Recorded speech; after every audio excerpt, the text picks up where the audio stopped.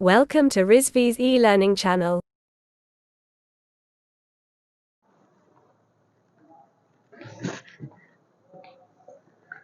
Hello guys, good morning. This is Baby Sabnam. Welcome to the class HR Analytics, which code is KMBN HR03, जिसका हम first unit complete कर चुके हैं, second unit पढ़ा रहे हैं। कल हम लोगों ने आपको पढ़ाया था HR प्लानिंग क्या होता है, तो उसको आज हम रिवीजन कर लेते हैं। HR प्लानिंग क्या होता है? HR प्लानिंग का जो मतलब होता है वो एक ऐसे प्रोसेस को फॉलो करना जिसमें ऑर्गेनाइजेशन को अपने फ्यूचर ह्यूमन रिसोर्स नीड को आइडेंटिफाई कर सके, करने के लिए प्लान कर सके। इसका मेन जो एम होता है वो होता है कि सही टाइम पर हम सही स्किल वाले पर्सन को हायर कर सकें और उसका इफेक्टिवली हम यूज कर सकें। क्लियर? ये मैंने कल आपको डिस्कस किया था। मतलब ऑर्गेनाइजेशन की नीड को समझना ही ये इसका मेन ऑब्जेक्टिव होता है। फ्यूचर ग्रोथ और चेंजेस के लिए वर्क फोर्स का स्ट्रक्चर बनाना, ये भी इसका मेन सेकेंड ऑब्जेक्टिव है। वर्क फोर्स की अवेलेबिलिटी और कैपेबिलिटी को मैनेज करना, ये इसका थर्ड ऑब्जेक्टिव है। और इसमें सही टाइप के एम्प्लॉय को पहचानना, उनको डिडक्ट करना, ये सारी चीज़ें इनके 4 एडवांटेज हैं। फर्स्ट टॉपिक आज हम पढ़ाते हैं कि HR प्लानिंग के क्वांटिटेटिव डायमेंशन क्या क्या होते हैं। क्वांटिटेटिव एंड क्वालिटेटिव डायमेंशन हमें पढ़ना था HR प्लानिंग में। आज हम देखते हैं क्वांटिटेटिव डायमेंशंस क्या होता है। तो पहले हम समझ लेते हैं, फिर हम उसको एक्सप्लेन करते हैं, मतलब लिख देते हैं, इसकी डिफिनेशन को हम लिखते हैं।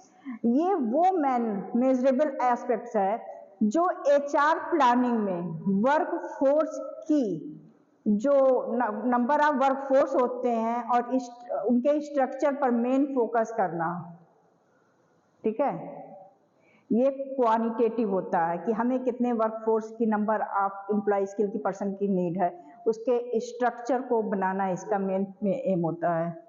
वर्क फोर्स, इसमें कुछ सम एग्जांपल है या सम फीचर्स हैं, जैसे work force analysis, staffing recruitment, turnover rate, training need and productivity measurement. Second topic है HR प्लानिंग के जो क्वालिटेटिव डायमेंशन है उसको हम देख लेते हैं। ये वो डायमेंशन है जो नॉन मेजरेबल एस्पेक्ट्स को फोकस करता है, जो ऑर्गेनाइजेशन के HR सक्सेस में कंट्रीब्यूट करता है। क्लियर? इसके भी कुछ सम फीचर्स हैं, skill and competency, employ engagement, organisational culture, leadership development, employ well being. तो इसको हम इसके थ्रू पढ़ते हैं, डिफिनीशन के थ्रू पढ़ते हैं, मतलब समझाते हैं। ब्लैक बोर्ड पे हम लिख देते हैं, इसको आप नोट डाउन भी कर लेंगे, कोई प्रॉब्लम नहीं होगी।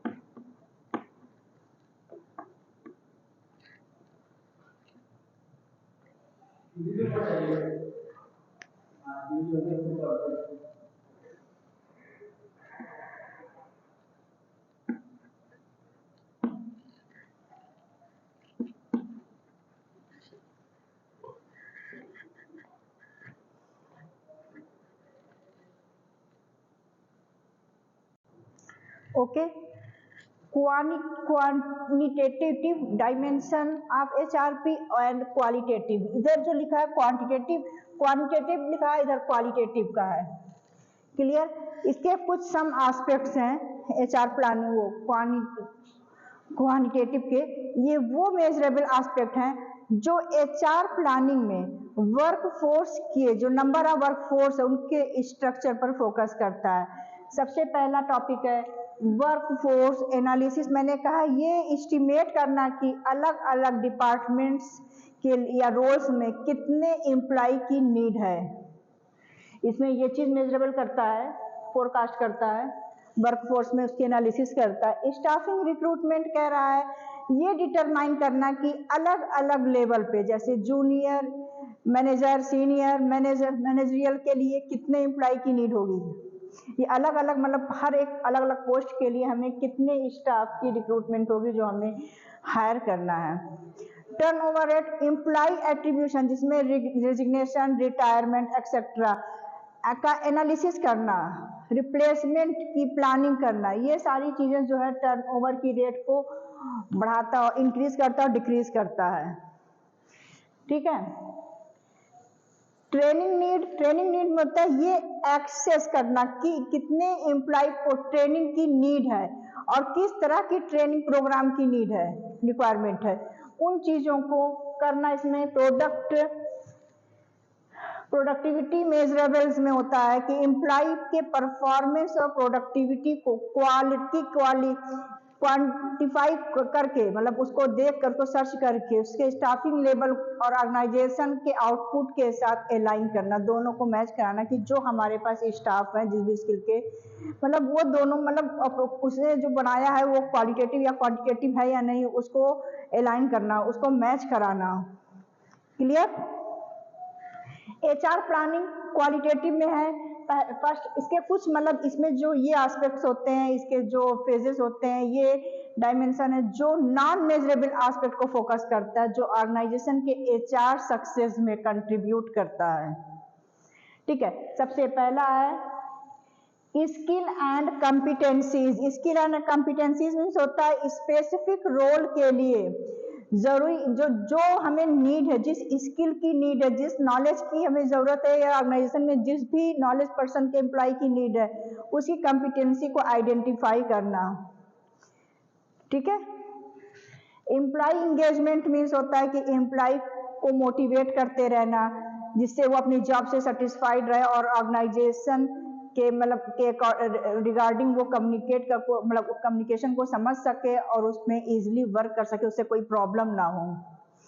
अब थर्ड पॉइंट है ऑर्गेनाइजेशनल कल्चर। एम्प्लॉय और ऑर्गेनाइजेशन के बीच में सही कल्चर को फिट करना, इंश्योर करना कि जिससे पॉजिटिव वर्क इन्वायरमेंट बन सके, किसी को कोई प्रॉब्लम ना हो। फोर्थ है लीडरशिप डेवलपमेंट।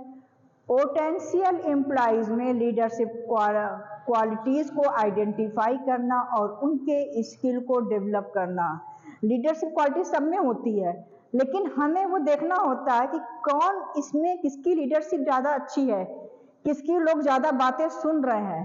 इस चीज़ को सर्च करना बहुत कॉम्प्लेक्स वर्ड है, बहुत हार्ड होता है, लेकिन करना पड़ता है।